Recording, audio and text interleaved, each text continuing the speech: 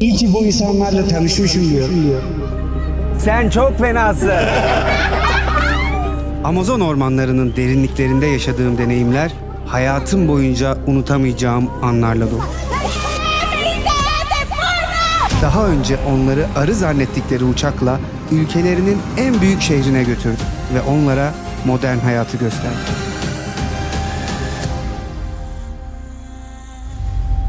Ama bu hikaye burada bitmedi.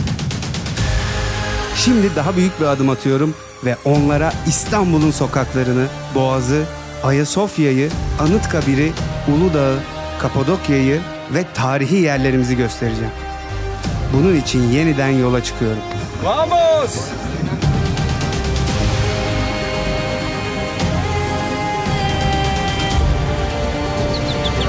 Ve yine aynı bölgede ne olacağını bilmeden. Yine bana öyle yeter. Ama ben iyi bana pinar. Bir böyle bana. Ne de öyle yiyor.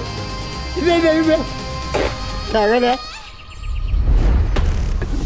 Battık ve ağırlığı hafifletmemiz gerekiyor.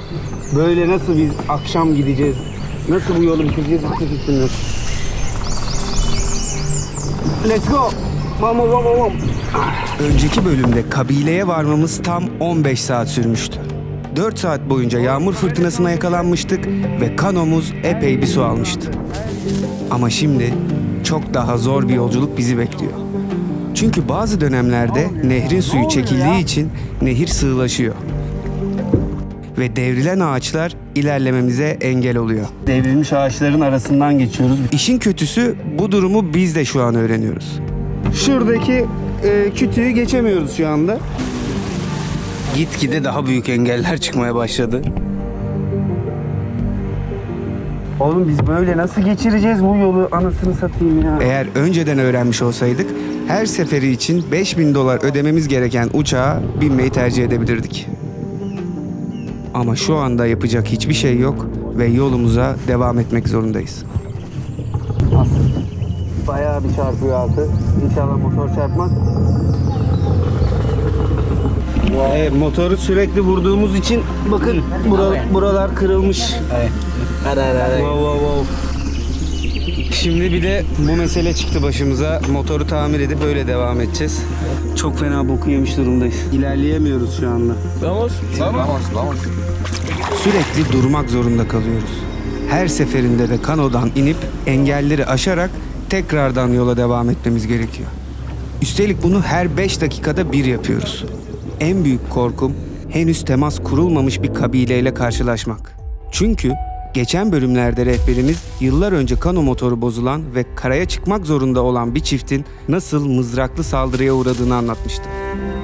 Şimdi de bu hikayenin ardındaki gerçeği keşfedeceğiz. Hem de karşımızda duran bu beton yapının bu olayla nasıl bir bağlantısı olduğunu öğreneceğiz.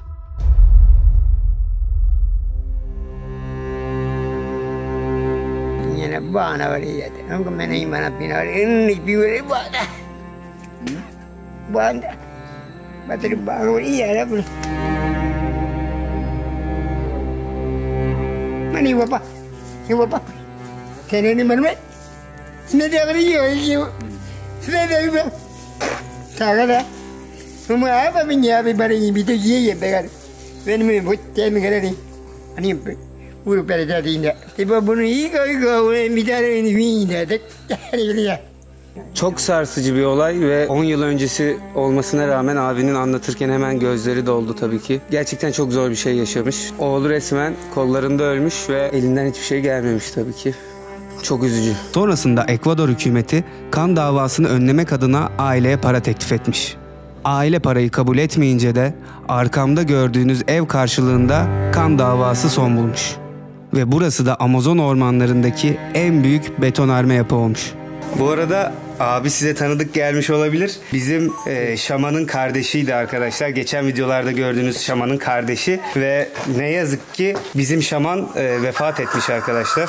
Huzur içinde uyusun. Bu da onun kardeşiymiş. Durum güncellemesi yapayım. Şu anda saat 16.46 yani 5 oldu sayılır ve biz saat 7.30'da yola çıkmıştık ve epey bir yolumuz var hala çünkü işte dediğim gibi sürekli duruyoruz. Şu an bu işin içerisinde olmaktan o kadar çok keyif alıyoruz ki bu bizim en büyük motivasyonumuz. Size de çok teşekkür etmek istedim. Çünkü gerçekten bize çok destek oldunuz. Sizler bu videoları bu kadar çok izledikten sonra tabii ki markalar da fark etti. Birçok markayla görüştük ama bir marka var ki bu videoları paylaşır paylaşmaz biz eğer ki bu serinin devamını yapacaksanız yanınızda olmak istiyoruz dediler. O marka da Salomon arkadaşlar. Salomon bu videomuzun sponsoru oldu. Üstümüz, ayakkabımızdan şapkamıza kadar her şeyimiz Salomon'un outdoor kıyafetleri ki bu kıyafetlere ihtiyacımız varmış çünkü geçen sefer yağmurdan başımıza neler geldiğini çok iyi biliyorsunuz. Ama şu anda yağmurdan kesinlikle korkmuyoruz. Çünkü neden? Üzerlerimizin yağmur geçirmeyeceğinden eminiz en azından. Bunu yaşamamıştık. Okey. Yağabilirsin. Bu sefer istediğin kadar yağ. Ultra dayanıklılık testi şu an. Geçiriyor musun? Aç bakayım kolunu. Evet. Sok elini istersen yani. Kupkuru.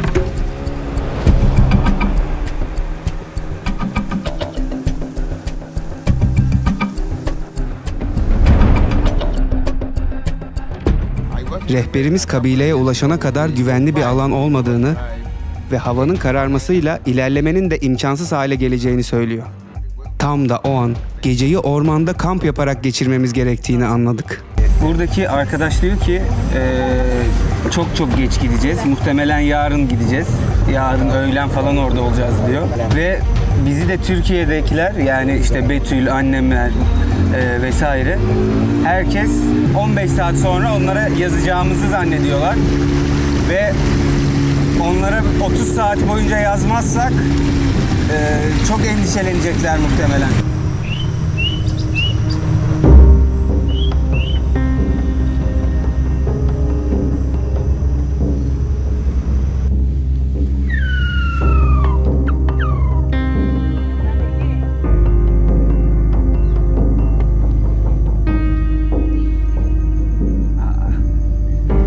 Gülüyor bak bize. Çiko gülüyor.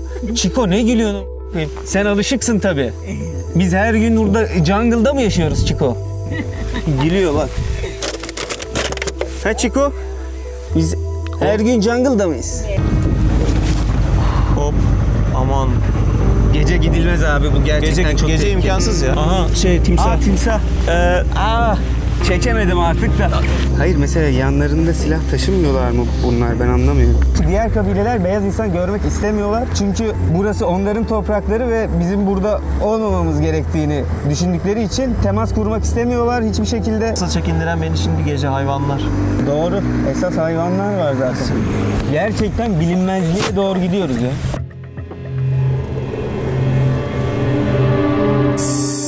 Unos, dos, tres. Hava karardı. Işığı da açamıyoruz video çekmek için. Hemen sinekler geliyor. Sürekli aşağı inip itiyoruz ve güvenli bir yer arıyoruz ama artık hiçbir yer gözükmüyor. Of. Kapat. Evet. Hay anasını satayım ya. Dos, tres. Bir şekilde götüreceğiz yani şu anda. Yapacak bir şey yok. Bir şekilde içeceğiz. Hadi.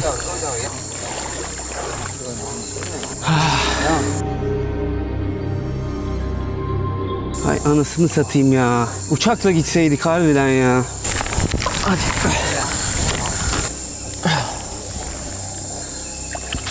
Hadi bir kez daha.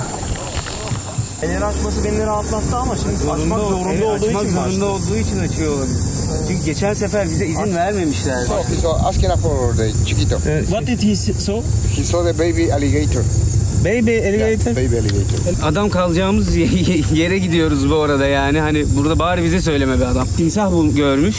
Biz de buralarda şu anda safe bir yer arıyoruz arkadaşlar. Yani ve yaklaşık 1 saattir karanlıkta gidiyoruz. Az evvel bir tane böyle baraka gibi bir şey yapmışlar. Aynı bizim bir önceki Amazon videosunda yaptığımız gibi. Ama baraka şey dedi bu hani daha kontak kurulmamış kabilelerin şeyi olabilir. İnsanları yakın olabilir de demek oluyor bu aynı zamanda dedi. O yüzden orada hiç durmadık geçtik. Yoksa aslında hazır bir böyle barakamsı gibi bir şey gördük.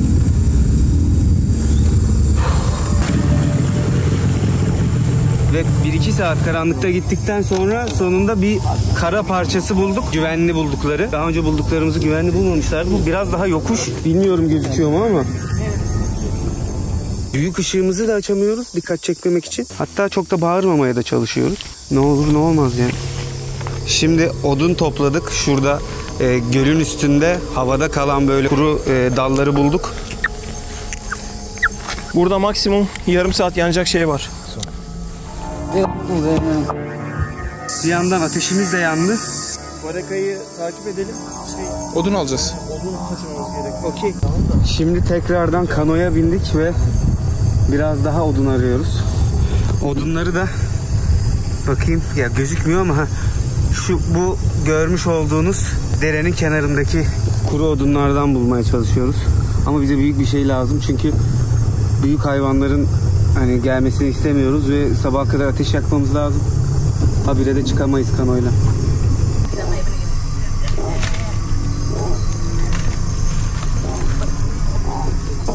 Bence siz yetmez mi diyorsunuz ya? Yok oğlum. Sabaha kadar diyorsun. Saat daha 8 mi 9 mu ne? Tabii. Saat evet. Sabaha kadar yanması lazım. 2 saatte biter. Yağmur geliyor ne yazık ki. Lanet olsun. Hatta bayağı yan taraftan yağmur sesi geliyor. Buraya doğru geliyor yani. Alpi hızlı. Bu bence kamera paketleyelim hemen. Kamera paketleyelim. Hemen. Tabii. Oo sırılsıklam. Ah.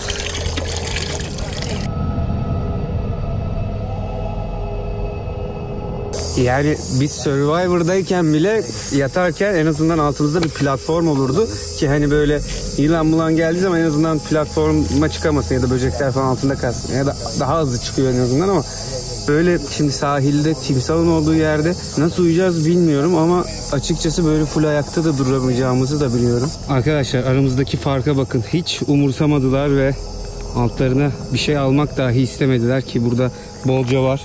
Bu böyle uzun gidiyor. Siz yatın dediler ve kuma yattılar öylece. İnsanların bizi merak edecek olması şu an en sıkıntı olan şey. Betül ne düşünecek o, yani annem stres olacaklar ya, ona çok gerildim.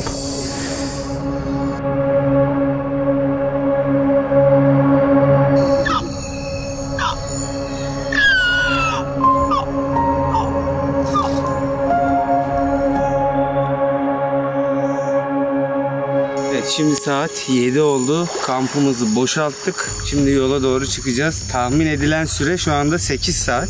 Baraka ile konuştuk. Gece burayı seçmesinin sebebi ormanlık alanının burada hiçbir yerin boşluk olmamasıymış.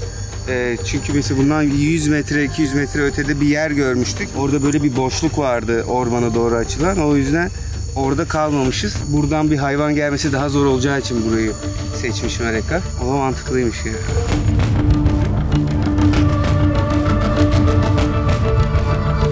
Vamos. Bir bu eksikti. Şimdi de motor bozuldu. Tepki veremiyorum olaylara.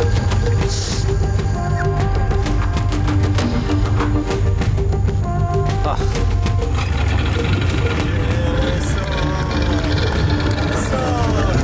Evet ya, gidiyoruz Allah'a şükür olsun ya. Tekrardan başladık.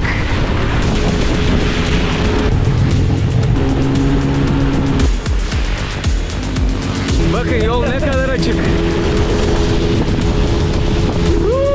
Sonunda. Geldik şu anda. İnanılmaz mutluyum lan. Gracias, Baraka, gracias. Gracias, Chico. Chef.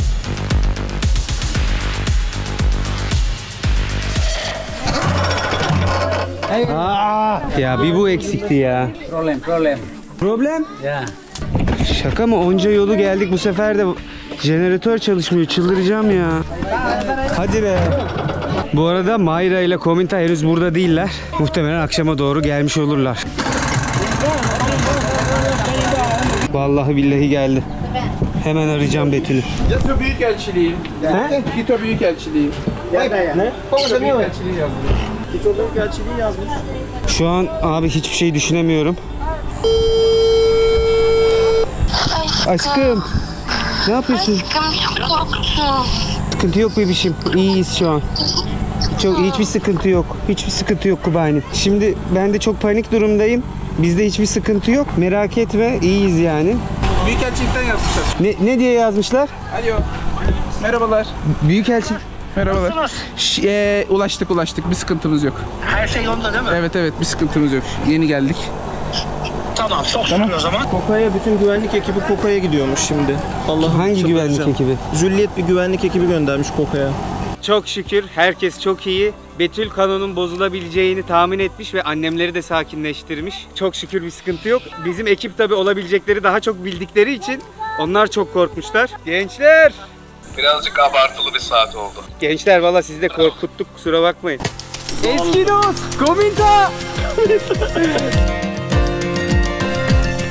Oğlum özlemedin mi lan? Rakı? Laponi. İyi misin? Sakal bırakmışsın. Bana mı özendi? El salla. Türkiye'de ünlüsün. You're famous. Sen artık normal değilsin. Vapponisi. Alış bunlara. Ya şu gülüşün güzelliğine bakar mısınız ya?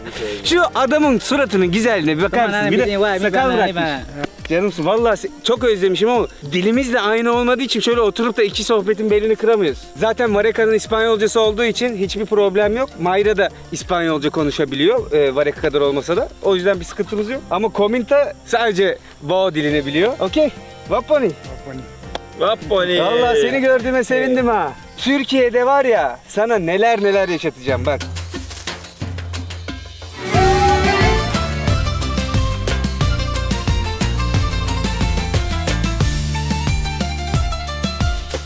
Türk misafirperverliğini göstereceğim sana. Siz bana burada böyle güzel misafir ettiniz ya. İşte sürekli bize soruyorsunuz nasıl anlaşıyorsunuz diye arkadaşlar. İlk önce biz İngilizce tercümanı söylüyoruz. Daha sonrasında o İspanyolcayı çeviriyor. O da Kominta'ya çeviriyor arkadaşlar. Anlaşma sürecimiz böyle. Mayra arkadaşlar balık tutmaya gitmiş. Maria da gelince Maria'yla da görüşürüz artık. Vapponi.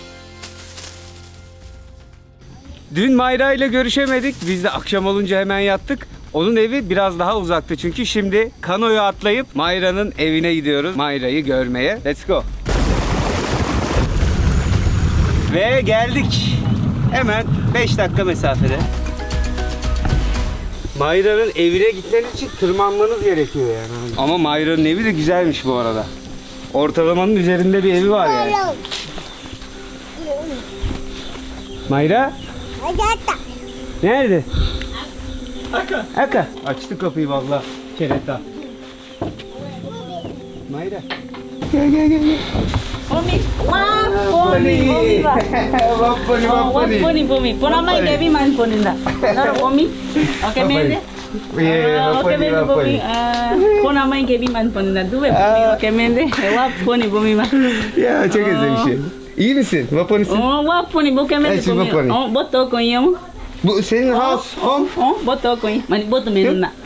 Arkadaşlar Mayra İspanyolca biliyor. Zaten Mayra'nın bizimle olmasının en büyük sebebi Kominta ile olan iletişimimizi sağlayabilmesi. Ama tabii ki kendi dillerini konuşuyorlar. Ana dilleri zaten İspanyolca değil. Biz de İspanyolca bilmediğimiz için bizimle konuşurken ha Voronezca ha İspanyolca falan fark etmiyor. Birkaç Twitch'te falan izlenmiş. Mayra İspanyolca konuşuyor. Her şey yalanmış falan filan diye böyle haberler çıkmış. Ne yazık ki. Aynı zamanda orada Mayra böyle bir ufak bir kasabada. O bir görüntüsü var Mayra'nın orada. Mayra o sırada da bizim bahsettiğimiz Koka kasabasında manavdan bir şeyler alıyorlar falan. Ama şöyle bir şey var. Mayra gerçekten de daha önce bir kere bir Ekvador hükümetinin bir şey kapsamında böyle bir yerlilerin işte sosyalleştirilmesi gibi bir proje kapsamında daha önce başka bir yere gitmiş bu arada. Ve bunu bizden de saklamış. Ama sorduk buraya gelmeden önce. Korkmuş söyleyememiş. Hani daha önce gittin mi diye sorduğumuzda. Bir kere oraya gitmiş ama hani bunu da şey yapamamış, söyleyememiş. Ama hani buna nasıl kızabilirsin ki? Yani bu insanlar burada yaşayan gariban insanlar ve şehirdeki hayatı çok merak ediyorlar. Özellikle Mayra, Vareka zaten bu kabilenin gençleri ve bu kabileyi insanlara göstermeye çalışıyorlar. Ve buraya turistler de gelsin istiyorlar. Dolayısıyla bu açıklamayı da yapmış olmak istedim. Mayra'nın bunu bize söylememesi hiç sıkıntı bir şey değil yani. Benim için. Yani ya evindeyiz işte yani böyle bir yerde yaşıyor. Maymun yediğini görüyoruz. Hani 5 saniyede ağaca tırmanıyor bu kadın. Bunlar için şey diyenler olmuş. İşte bunlar kast ajansından gelen oyuncular falan. Ya Kominta'nın ayağı C şeklinde ağaca tırmanmaktan arkadaşlar. Hani işte videolar böyle çok izlenmeye başladıktan sonra arkadaşlar bir şekilde insanlar uğraşmaya çalışıyor. Bunlar da olacak. Bunlara yapacak bir şey yok ama sizler böyle şeyler görürseniz inanmanıza gerek yok. Çünkü bizim böyle bir şeyin yalanını söylemeye ihtiyacımız yok. Vapani. Ev turu. Biraz bize göster. Peki.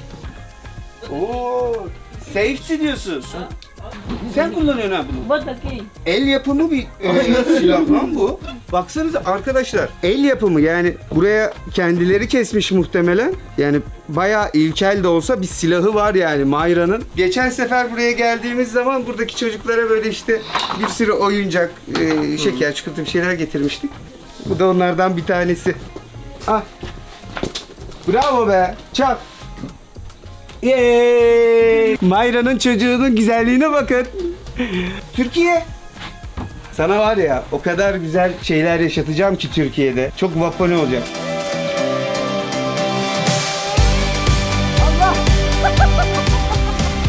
Kito'dan çok daha güzel. Söyle ben ağırlıyorum seni. Ben. Bende kalacaksınız. Sana odamı vereceğim. Oğlum çok iyi olacak ya. Bavulunu yap. Bavul eşyalarını, kıyafet, eşyalarını hazırla. Bavulunu al. Türkiye. Türkiye 2 gün sonra. Ve arkadaşlar bugün timsah avına çıkıyorlar. Ben de onlara eşlik edeceğim. Daha önce maymun avladık, domuz avladık ama ilk defa nehirde ava çıkıyoruz. Bakalım neler göreceğiz. Tabii ki avlanmaya çıktığımız için hepsi çıplak. Çünkü giydikleri şeyler üstlerine ağırlık yapsın ya da bir yere takılsın istemiyorlar. O yüzden çıplak dolaşıyorlar. Bu çok sorun oluyor. Aynı zamanda ıslanırlarsa kurumaları uzun sürdüğü için üşüyebiliyorlar. Aha orada. Nerede? Aha gerçekten baby. Bak bak bak bak bak. Aha. Laps diye tuttu valla. Gel gel gel. Sakın kaçırma elinden. Kaçırma elinden. İzninizle tutuyorum.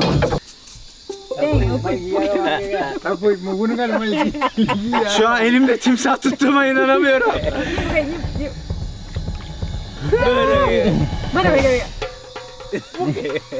Çekin oğlum, ne çekiyorsanız çekin hemen. Elimde timsah var. Suyun içindesin şu anda. Ve suyun içindeyim. Okey. Kominta. Az şunu elimden bir kaza çıkmasın. Ya aşağıda başka var. Elinde timsahla yüzmeye çalışıyor. Annesi gelmesin timsah. Vapponi.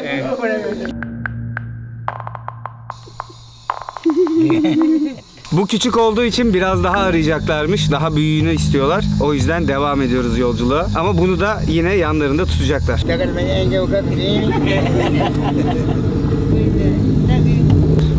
Baby maybe timsah yani. Aha. O ne lan? Başka bir şey.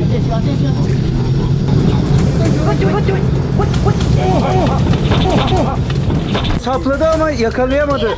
O neydi lan? Kas dedikleri Mayra'ya bakar mısınız arkadaşlar? Bu kadına kas diyorlar bize. Bırak çek. Aa düşüyor, düştü. Vareka tuttu. Vallahi tuttu. Oha! Çek. Ağzından tutuyor. Oğlum bu dev bir fare oğlum bu. Arkadaşlar tam bu noktada bir şey hatırlatmak istiyorum. Bizim videoyu bazı eleştirenler olmuştu ve bu insanlara kas diyenler olmuştu. Bunlar oyuncu falan diyenler olmuştu. Sizce Mayra bir oyuncu olabilir mi? Bir oyuncu bunları yapıyor olabilir mi yani? Bu çok büyük bir fareye benziyor. Ne olduğunu ben anlayamadım. Birazdan öğreneceğiz. Panone.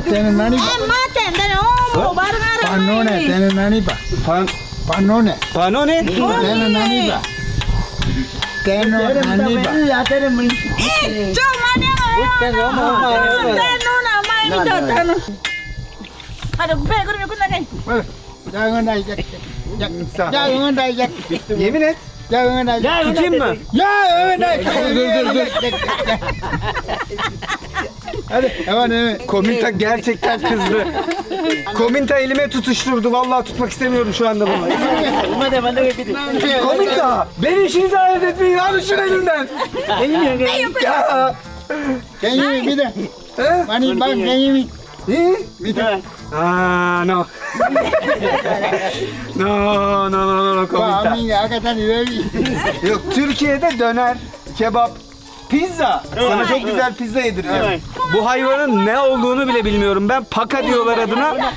Büyük bir fareye benziyor. Bu bizim daha önce gördüğümüz bir şey değil yani. Bu insanların doğal hayatı böyle arkadaşlar. Eminim birçoğunuz şu anda üzülmüş olabilir. Belki mideniz bile bulanmış olabilir ama bu insanlar hayatta kalmak için bunları yapıyorlar ve şu anda bir saatte 2 tane av yakaladılar bile. Bu avlanmayı eleştirmek sizin marketten bir şey almanızı eleştirmek gibi bir şey bu insanlar için. Bunlar için gayet normal. Bu şekilde hayatta kalıyorlar ve yiyecek yemekleri şu anda hazır.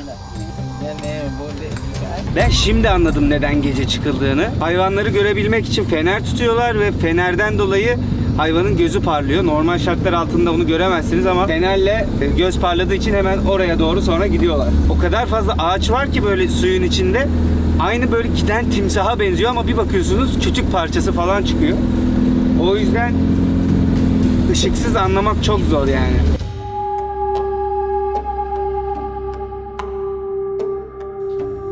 Ve avların pişirilme zamanı geldi. İlk olarak paka ile başlayacaklarmış arkadaşlar. Bu arada öğrendik ki paka Amazon nehrinin kenarlarında bolca görülen bir kemirgen ve bunu çok sık avlıyorlarmış arkadaşlar. Sevdikleri bir hayvanmış. Yes Maria, artık göster bize. Aynı domuzda yaptıkları gibi olduğu gibi ateşe atıyorlar arkadaşlar. İlk başta dışındaki tüylerini yakıyorlar. Hiç temizleme falan. Hiç sıfır. Tapir çok yanlış zamanda yanlış yerdesin. Bak Mayra seni eline geçirmesin. Direkt ateşe atıyor bulduğunu şu anda. Bu arada timsahı da buraya bağladılar. Ondan sonra da timsaha geçilecek.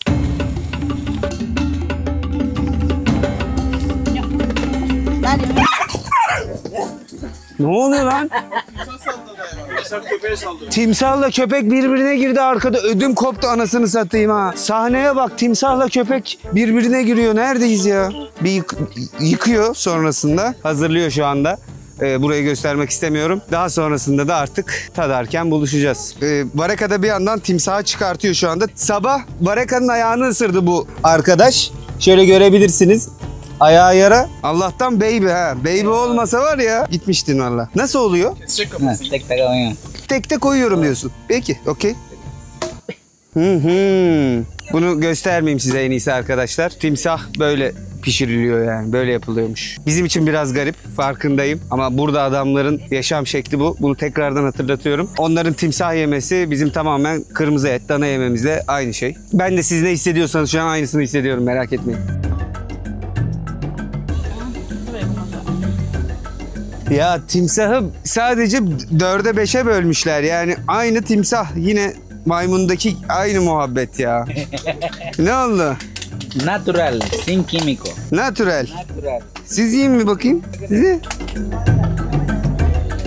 Abi gerçekten kılçığını ayıklıyorum çünkü kemiği var hala üstünde yani hani batıyor. Arkadaşlar buraya kadar geldim. Bu adamların hayatının belgeselini çektik. Bu 2. gelişimiz. Bu deneyimi hayatımda bir kere yaşayabilirim. Timsah bir daha başka bir yerde yiyebileceğimi hiç zannetmiyorum. İzninizle tadına bakıyorum. Ama ye. Çok iyi. Çok iyi gibi düşün. Fark ediyor musunuz bilmiyorum ama gözlerim doldu benim. Tadım. Neye benziyor? Al bak neye benziyor. Şimdi bir dakika. Al bak neye benziyor. Bu kadar net olunca. Al bir bak ya. Gör ya bunu kaç kere deneyimleyebilirsin.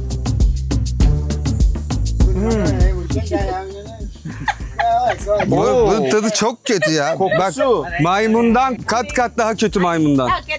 Kokusu ne bunun? Ne oldu?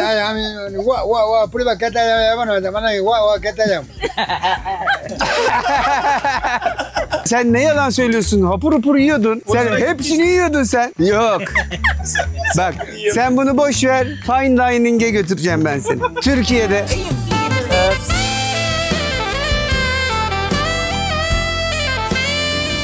Afiyet olsun sana. Çok iştahla yiyorsun. Çok garip gerçekten benim için. Bu seferki yumuşak bir et. Böyle maymunki gibi sert bir et değil ama kokusu ve tadı gerçekten çok kötü. Benim hayatımda yediğim açık ara en kötü şey, en kötü et timsah eti. Şimdi timsah yedik. Yaklaşık 3 gün sonra Türkiye'de onları Adana, Urfa, lahmacun bütün geleneksel yemeklerimizden yedireceğim. İnanılmaz heyecanlıyım. Ama şunu söyleyeyim, bu insanlar burada çok mutlu arkadaşlar. Bu insanların öyle şehirde yaşama istekleri ya da dertleri yok. Hatta Kominta bir önceki geldiğinde de korkmuştu biraz açıkçası. Çok fazla insan görmekten. Ama dedim ki sizi çok güzel ağırlayacağım. Gelin bir de Türkiye'yi görün. Onlar da kabul ettiler ve 3 gün sonra Türkiye'deyiz. Bunun için tekrardan hepinize çok teşekkür ediyorum arkadaşlar. Çünkü bu proje şu an gerçekleşiyorsa sizin desteğiniz sayesinde gerçekleşiyor. İyi ki varsınız. Türkiye'de artık, hadi Türkiye'ye. Gokima. Şimdi çekim yapmak için Kominta'yı arıyoruz. Hiçbir yerde bulamadık. Evine geldik en sonunda. Ama burada da değilmiş. Balığa çıkmış kendisi. Ve biz de bekliyoruz öyle gelmesini. Hadi o sırada size Kominta'nın evini gezdireyim arkadaşlar. Burası hem mutfak hem de yemek yeme alanı anladığım kadarıyla. Ateşlerini burada yakıyorlar. Burada da şöyle bir mutfak bölümü var. Burası tezgah. Rafları var burada bir tane. Bu kadar. Hamaklar var. Komutanın bilekliği burada. Komutanın bilekliği aynı. Ve uçağımız geldi. Ama Kominta yok ortada. Saçma bir durumda kaldık. Yani ormana gitti diyorlar ama uçağımız var, biliyor. Nasıl ormana gider aklım almıyor. Ve bu son şansımız yani. Bu uçak birazdan kalkacak çünkü yağmur yağmadan da uçağı kaldırmamız lazım. Uçak 2 kere gidip gelecek, bir de 3 kişilik uçak. Otherwise, my home base is an hour of flight time from here. If we take too long, I'm not gonna make it back to my airport. So we have to go. Çok mutlu olmamız gereken bir anda illaki bir aksilik çıkıyor. Şu anda böyle güle oynaya Türkiye'ye doğru yola çıkacakken Kominta yok şu anda ortalıkta. Şimdi 2 parti yapılacak ya uçak. Baraka burada seninle kalsın. Tamam. Kominta olayını çözmeye çalışsın. Doğru. Mayra, ben, Berk gidelim uçakla. Siz Kominta'yı o sırada herkes ormana gitsin, Kominta'yı arasın. Sen o problemleri burada çözmeye çalış.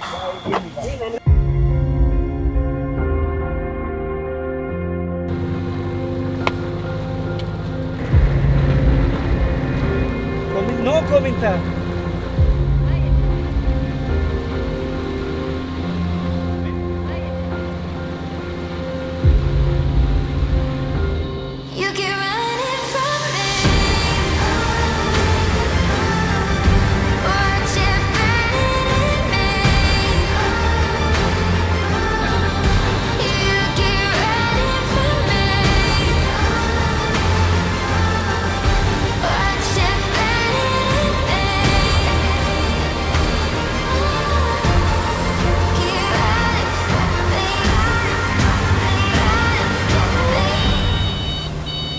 Ayakkabın yok mu ayakkabı? Ay, hombre, wow. No. Ayakkabısını kabilede unutmuş. İnanamıyorum ya. İnşallah Kominta'yı bulmuşlardır. Ve inşallah bütün projemiz iptal olmaz yani. Şimdi Onur'la telefonla konuştum. Kominta bulunmuş. Bir sıkıntı yok. Çok şükür. Yola tam gaz devam. Kominta! Kominta neredeydin Kominta? Ne tuttun öyle ya? Bu ne? Hava dışarı koydu şimdi. Mızraklarını koyuyor. Kominta, bize kalp krizi yaşatacaktın Kominta. Türkiye'ye gidiyoruz, Türkiye'ye. Kominta yürü artık, binelim şu uçağa. Bir daha kaybolamazsın Kominta. Bir daha kaybolmak yok. Üzümleri de mi götüreceksin Türkiye'ye? Türkiye! Oh, Türkiye, amigo querido.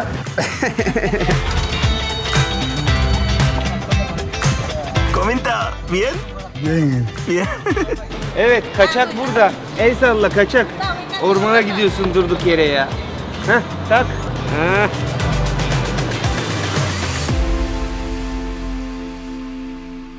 Ve ilk uçağımıza biniyoruz. Şimdi Quito'ya gideceğiz. Quito'dan Bogota'ya gideceğiz. Bogota'dan Türkiye'ye gideceğiz. Toplam 3 gün sürüyor. Haydi başlayalım. Vamos, vamos, vamos. Hadi unutmamışsındır ya. Atlasana lan. Quito burası. Alıştın, Quito'yu sen biliyorsun. Quito. Bu arada Kafalarındaki tüylerin sebebini sorduk arkadaşlar az evvel Translate kullanarak ve Vareka dedi ki sevgi, barışı ve kardeşliği simgeliyor dedi. Bu bizim için önemli bir sembol dedi. O yüzden kafalarına böyle tüy takıyorlarmış. Onlar için de sevgi, arkadaşlık, kardeşlik bu kadar değerli. İlk defa bu kadar büyük uçak gördüler. Ona bakıyorlar şu anda. Uçağın büyüklüğü onları oldukça şaşırttı.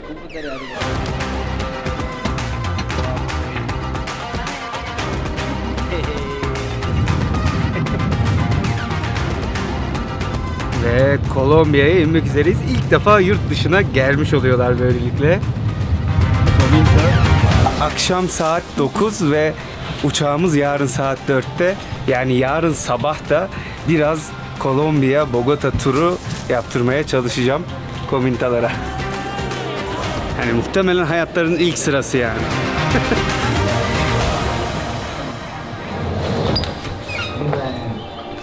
Günaydın gençler. Ulan bir de böyle bir şey açmışlar.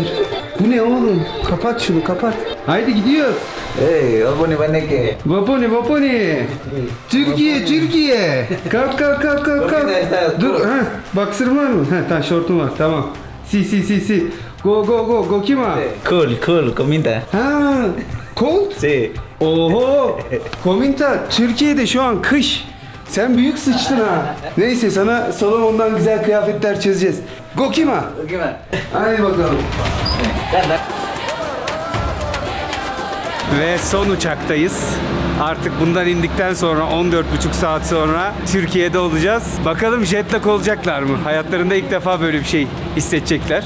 Hiç alışık olmadıkları için bence epey bir jet lag olacaklar.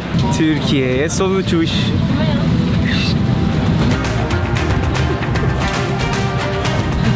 Helaller. Sen var ya. Vurdu, tek bir tane kalmıştı, onu vurdu ya. Ve sonunda iniş yaptık. Şu anda Türkiye'deyiz. Gerçekten yorucu bir yolculuktu ve çok yoruldular.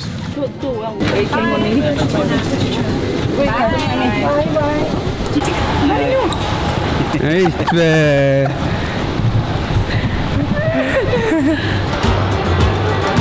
Herkes hemen fotoğraf çektirmek istiyor. Daha dakika bir turistler bile. Normalde insanlar benimle fotoğraf çektirirdi ya. Ya Türkiye'de de şimdi bunlar çok tanınıyor artık. Gerçekten çok zor yürüyeceğiz gibi duruyor. Ve geldik. Şimdi bizimkiler buralarda olması lazım.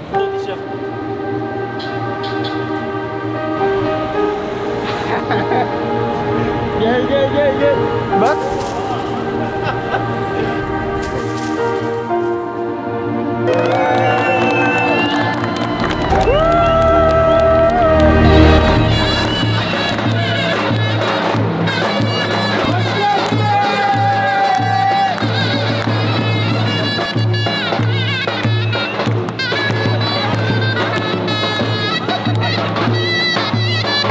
Arkadaşlar Türkiye'ye vardık. Bundan sonraki bölümler artık İstanbul'da ve Türkiye'yi gezerken olacak.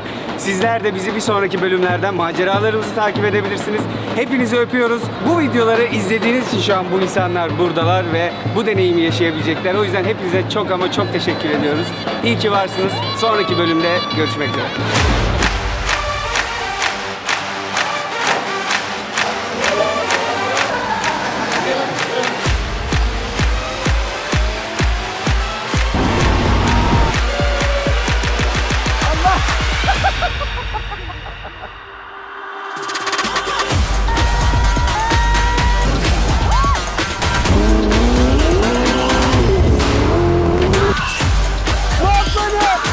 Acrobacia,